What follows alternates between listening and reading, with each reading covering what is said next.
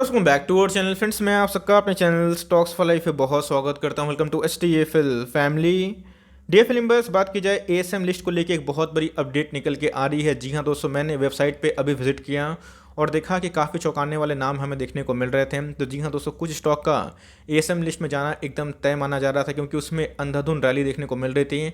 लेकिन दोस्तों, कुछ चौंकाने वाले नाम हमें देखने को मिल रहे हैं। इसके पहले मैंने एएसएम लिस्ट को लेके आपको बहुत बार अपडेट किया था कि एप्पल एएसएम स्टेज 4 से 3 से और अभी की बात की जाए 2 में आ चुकी है। तो जी हाँ दोस्तों, एप्पल और हिंदुस्तान फूड में एएसएम का स्टेज 4 से स्टेज 2 में कन्वर्शन हम लोग के लिए काफ़ी अच्छा है, बिकॉज हम लोग के पास दोनों स्टॉक है। लेकिन इसी बीच में हाल फिलहाल में ही एक स्टॉक को लेकर बहुत ही पॉजिटिव न्यूज़ देखने को मिल रही थी और मैंने इसको 3 बार कवर भी किया था। लेकिन अभी के टाइम की बात की जाए उसमें उसका नाम भी देखने को मिल रहा है, जिससे पैनिक वाली आवश्यकता नहीं है। लेकिन इसमें एक टेम्प्रोरी डाउनफॉल हो सकता है, लेकिन तो भाई आपको उसके लिए प्रिपेयर होना है, बिकॉज मेरा काम हमेशा से दोस्तों यही रहा है, मार्केट की न्यूज़ सबसे पहले आप तक पहुंचाया जाए और सबसे जेन्युइन जो ओपिनियन है आपसे डिस्कस किए जाए। तो जी हाँ, बहुत सारे नाम देखने को मिल रहे हैं। तो कौन कौन से स्टॉक में इसका नेगेटिव सेंटीमेंट पड़ सकता है और कौन कौन से स्टॉक्स में अभी के टाइम में पॉजिटिव सेंटीमेंट है। याद रखिएगा दोस्तों, कोई भी स्टॉक अगर एएसएम लिस्ट में आता है इसका मतलब ये नहीं कि स्टॉक खराब हो जाता है। कभी कभी क्या होता है, मार्केट में बहुत रैली होती है, तो जिसकी वजह से मार्केट में बहुत ऐसे पार्टिसिपेंट है जो नए आए हैं, वो स्टॉक को टॉप पे खरीद लेते हैं। उसके बाद वो 20-30% अपना पैसा गवा देते हैं। जब करेक्शन आता है तो वो स्टॉक मार्केट को अलविदा कह देते हैं। इसी के बीच में रेगुलेटरी बॉडीज ने ये वो चीज़ बहुत ही शानदार करी थी, बिकॉज इसके पहले भी एल्की लेमन्स का नाम हमें देखने को मिल रहा था।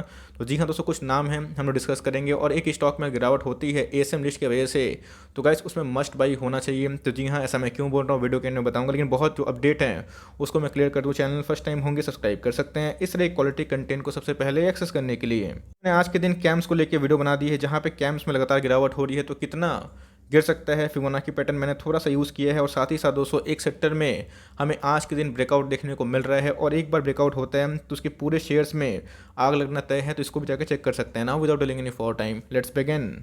जो मार्केट में नए हैं उनके लिए है, अगर आप मार्केट में पुराने हैं, आपको एएसएम के बारे में पता है, तो आप चाहें तो वीडियो को स्किप भी कर सकते हैं। लेकिन अगर आप देखें दोस्तों, तो एएसएम का मतलब क्या होता है, जब कोई भी स्टॉक सेबी के रडार पे आती है, जब उसमें 672% के लास्ट 1 ईयर में रिटर्न देखने को मिलते हैं, मतलब आईपीओ के बाद आपने देखा कि ऐसे बहुत सारे स्टॉक्स हैं जो अपने बॉटम प्राइस से आईपीओ का प्राइस से 4 गुना 5 गुना इवन तो 6 गुना भी हो चुके हैं। लेकिन उसके बाद उसको क्या किया जाता है, एएसएम के स्टेज 1 में 2 में 3 में डाल दिया जाता है। अगर उसमें मैनिपुलेशन बढ़ता है तो स्टेज 1 से 2 में, 2 से 3 में और 3 से 4 में कन्वर्ट कर दिया जाता है। इसके पहले हैप्पीएस्ट माइंड में भी हमें देखने को मिला, सीडीएसएल में देखने को मिला, और जिसके बाद दोस्तों हमें एक गिरावट देखने को मिली। लेकिन जिन्होंने धीरे दिखाई उस गिरावट में 20% के आसपास खरीदारी करी, तो उनका जो प्रॉफिट है 15% के आसपास है। तो जी हाँ, एएसएम में आने का मतलब ये नहीं है स्टॉक का काम तमाम हो गया। इसका मतलब ये होता है कि उधर पर रेगुलेटरी बॉडीज़ थोड़ा ध्यान रखती है कि कहीं मैनिपुलेशन तो नहीं हो रहा है, और एक बार उनको लाइक कंफर्मेशन मिल जाती है कि नहीं मैनिपुलेशन नहीं हो रहा है, तो वो एएसएम लिस्ट से बाहर भी निकल जाती है। लेकिन इसी बीच में जो नाम देखने को मिल रहे हैं वो नाम दोस्तों बहुत चौंकाने वाले हैं। सबसे पहले अगर आप देखें तो येस बैंक को भी एएसएम के स्टेज में डाल दिया गया है। जी हाँ दोस्तों, अभी की बात की जाए तो बहुत बड़ी अपडेट निकल के आ रही है। येस बैंक की बात की जाए तो बहुत ऐसे निवेशक हैं जो प्राइस छोटे होने के कारण इसमें निवेश करते हैं। आप अगर मुझे सीरियसली फॉलो करते हैं, आपको अच्छे से पता है कि मैं येस बैंक को एक बार भी कवर नहीं करता हूँ। बहुत ही कम जो न्यूज़ होती है उसी को कवर करता हूँ, बिकॉज येस बैंक ने बहुत पैसे लाइक डिस्ट्रॉय भी किए हैं। और मैं बोलता हूँ कि बैंकिंग सेक्टर अपने आप में ही थोड़ा रिस्की सेक्टर होता है, बिकॉज उसमें एनपी के इशू होते हैं। इसलिए मैं आपको हमेशा बोलता हूँ कि जितने बड़े बैंक हैं उनके साथ चले जाइए, तो मार्केट में आपकी जो स्टेबिलिटी है वो कंफर्म रहेगी और उसमें वैल्यू अप्रिशिएशन मिलेगा। तो जी हाँ, सो अभी की बात की जाए तो येस बैंक के लिए ये थोड़ी नेगेटिव न्यूज़ देखने को मिल रही है, बिकॉज इसको इसे स्टेज 1 में डाल दिया गया है। दोस्तों, अगर आप स्टॉक देखें तो जी हाँ, मैंने इसको कवर तो किया नहीं है, लेकिन ये भी बहुत ही चर्चा वाला स्टॉक देखने को मिल रहा है और इसको भी एएसएम के स्टेज में डाल दिया गया है। सालासर की बात की जाए तो जी हाँ, ये भी बहुत ही फेमस स्टॉक है अमॉन्ग द रिटेल इन्वेस्टर। इधर पे इनको भी थोड़ा निगरानी में देखने को मिल रहा है। और दोस्तों, इधर पे चौंकाने वाली न्यूज़ है, अगर आप देखें तो इधर पे रूट मॉल का भी नाम देखने को मिल रहा है। तो जी हाँ दोस्तों, रूट मॉल की बात की जाए तो मैंने इसको पता है कि 3 बार कवर किया है और इसी का नाम देख के मैं चौंक गया, बिकॉज रूट मॉल की बात की तो स्ट्रॉन्ग फंडामेंटल हमें देखने को मिलते हैं। लेकिन आईपीओ के प्राइस से इनके शेयर प्राइस में तकरीबन 4-5 गुना मल्टीप्लिकेशन हो चुका है। और अभी की बात की जाए तो इसको दोस्तों स्टेज 1 में प्रमोट कर दिया गया है। इससे इनके फंडामेंटल खराब नहीं होते हैं। और इस न्यूज़ का अगर नेगेटिव इंपैक्ट पड़ता है शेयर में, तो भाई आपके लिए वो बहुत ही पॉजिटिव मोमेंट होगी, बिकॉज इसके पहले बहुत लोगों ने रूट मोबाइल की एक मेजर जो रैली हो मिस करी है। इसके पहले भी आपने देखा कि एप्पल का शेयर प्राइस 6200 के आसपास था उसके बाद दोस्तों जब एक गिरावट हुई 5,500 के आसपास, तभी हमें एएसएम की न्यूज़ देखने को मिली। एएसएम के बाद वो 5500 का स्टॉक कितना हो चुका था, 3800 के आसपास। लेकिन जिन्होंने टाइम दिया, इधर पे एवरेजिंग किया, आज के भाव की बात की जाए तो 5400 के आसपास है। और स्टेज 4 से एप्पल को स्टेज 2 में डाल दिया गया है और आने वाले 2 सप्ताह में उसको स्टेज 2 से बाहर भी निकाल दिया जाएगा, स्टेज 1, और उसके बाद वो कम्प्लीटली एग्जिट भी हो जाएगी। तो जी हाँ दोस्तों, रूट मोबाइल में अगर मैनिपुलेशन अगर सेबी को लगता है या फिर रेगुलेटरी बॉडीज़ को लगता है तो ये 1 से 2 में जा सकती है। बट इधर पे कभी भी कोई भी कंपनी का एएसएम लिस्ट में नाम आता है तो वॉल्यूम डिक्लाइन होता है और उधर पे एक लॉन्ग टर्म एकोमोडेशन बन सकते हैं। तो जी हाँ, मैंने इसको कवर किया था, तो मेरी ड्यूटी थी कि आपको जो न्यूज़ हैं उस न्यूज़ को बताया जाए और उसके बाद क्या लेवल्स हो सकते हैं वो भी मैं आपको आइडेंटिफाई करके बताऊँ। सबसे पहले रूट मोबाइल की बात की जाए, मैंने लास्ट वीकेंड में ही एक न्यूज़ कवर की थी जहां पे 2000 करोड़ के आसपास का फंड रेज का जो प्लान था रूट मोबाइल के पास देखने को मिला था। मुझे पक्का यकीन है कि बहुत लोगों के पास रूट मोबाइल का जो शेयर है आईपीओ का प्राइस होगा या फिर आपने परचेज किया होगा, तो लेकिन इससे घबराने की आवश्यकता नहीं है। आज के दिन के भाव की बात की तो हमें 1-1.5% के आसपास गिरावट देखने को मिल रही थी। अगर ये 2000 का लेवल तोड़ नहीं पाता है तो जी हाँ दोस्तों, फिर से एक इसमें रिवर्सल देखने को मिल सकता है और एक सर्टन लेवल पर जाने के बाद आपको बहुत ही अच्छा प्राइस करेक्शन देखने को मिल सकता है, जहाँ पे आप लॉन्ग टर्म के लिए ऐसे जेम को उठा सकते हैं।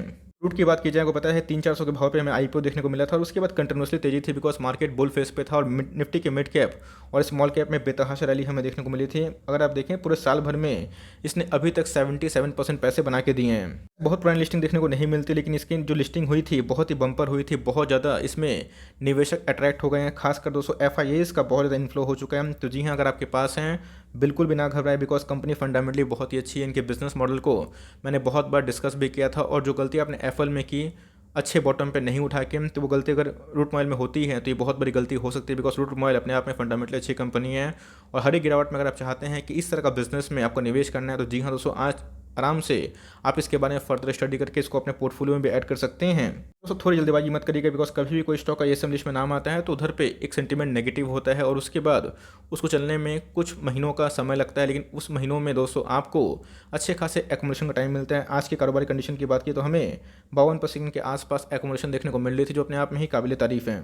सबसे पहले मैंने आपको रूट मोबाइल के बारे में बताया था कि कंपनी फंडामेंटली अच्छी है। आप जो भी बैंक ट्रांजेक्शन करते हैं, जो भी ईमेल्स आप रिसीव करते हैं, जो भी वॉइस कॉल आता है, ये पूरा जो बिजनेस है रूट मोबाइल को ही देखने को मिलता है। मतलब रूट मोबाइल अपने आप में ही इस तरह का बिजनेस का एक लीडिंग टेक्नोलॉजी हमें देखने को मिलती है। तो जितने भी ई एसएमएस हो गए, ई ईमेल हो गए और ई वेरिफिकेशन कुछ भी होता है तो गाइस ये सब रूट मोबाइल ही करते हैं। तो मार्केट कैप की बात की जाए 11,000 करोड़ के आसपास की मार्केट कैप, मतलब दोस्तों एक मिड कैप कैटेगरी का स्टॉक है और आपको 2300 का स्टॉक आपको मिल रहा है 1950 के भाव पे, मतलब 400 रुपये डिस्काउंट में। लेकिन एक गिरावट होती है तो वहाँ पे गाइस एकदम इसमें बाई करना हो सकता है बिकॉज अगर आप स्टॉक का पी देखें 81% के आसपास है। लेकिन अगर आप देखें दोस्तों तो हमें आरओसी और आरओई गजब के देखने को मिलते हैं। आरओसी की बात की जाए 33% के आसपास है, आरओई की बात की जाए तकरीबन 29% के आसपास, जो अपने आप में ही बहुत ही अच्छी है। फेस वैल्यू की बात की तो कंपनी का 10 दिखाई पड़ता है।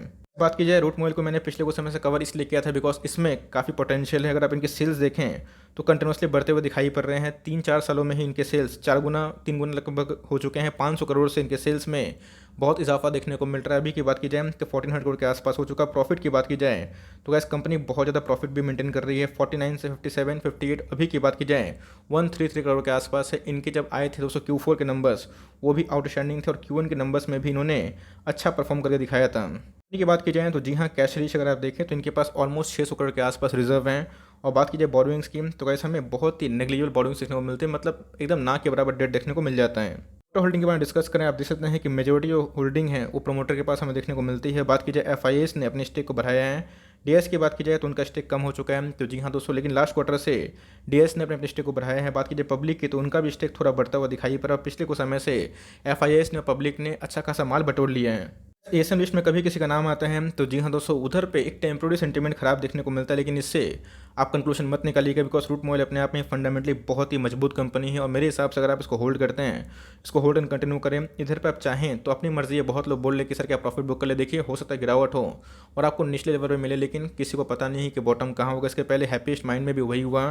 1500 का स्टॉक दोस्तों 1200 के आसपास आ चुका था एएसएम लिस्ट की वजह से, लेकिन फिर से वो अभी के भाव पे अगर आप देखें तो 1500 के आसपास ट्रेड कर रहा है। सेम दोस्तों सीडीएस में वही देखने को मिला था। 1500 का स्टॉक 1100 के आसपास भी आ चुका था। अभी की बात की जाए तो 1350 के आसपास है। तो इधर पे गिरावट अगर होती है तो एकोमोडेशन करने का मौका बन सकता है। येस बैंक को सलाहकार को मैं कवर नहीं करता हूँ, लेकिन इसको मैं कवर ज़रूर करता हूँ। तो कंपनी फंडामेंटली अच्छी है, तो मेरा ये फ़र्ज़ बनता है कि आपको जो न्यूज़ है उस न्यूज़ का अपडेट दूँ, क्योंकि जब स्टॉक में गिरावट अगर होगी तो आपको वजह पता होनी चाहिए। तो मेरे हिसाब से अगर आप लॉन्ग टर्म निवेशक हैं तो पैनिक की आवश्यकता नहीं है, इसको होल्ड एंड कंटिन्यू करें। और गिरता भी है जिस भाव से, अगर 1850 के आसपास आता है और एक बॉटम दोस्तों बहुत ही इंपॉर्टेंट है 1750 के आसपास, जो कि बहुत ही बड़ा सपोर्ट है। इन दोनों लेवल्स पे अगर आप चाहें तो फॉर लॉन्ग टर्म एंट्री कर सकते हैं। अगर आपको इनके बिजनेस पे इंटरेस्ट है जो कि अपने आप में ही अच्छी है और कंपनी अपने टाइमली प्रॉफिट को और बात की जाए सेल्स को भी इंप्रूव कर रही है और एफआईएस ने भी अपने स्टेक को बढ़ा लिया है, चाहें तो इसको स्टडी कर सकते हैं। और अगर न्यूज़ अच्छी लगे, कंटेंट सही लगे तो लाइक कर दिएगा। चैनल फर्स्ट टाइम होंगे तो याद से सब्सक्राइब करना भूलिएगा। फर्दर कोई डाउट है उसको ड्रॉप कर सकते हैं, कुछ रिव्यू चाहिए उसका नाम भी ड्रॉप करना भूलिएगा। I would love to make a video on your demand guys. मिलते हैं जल्दी ही, तब तक के लिए bye. Thanks for listening friends, God bless you all.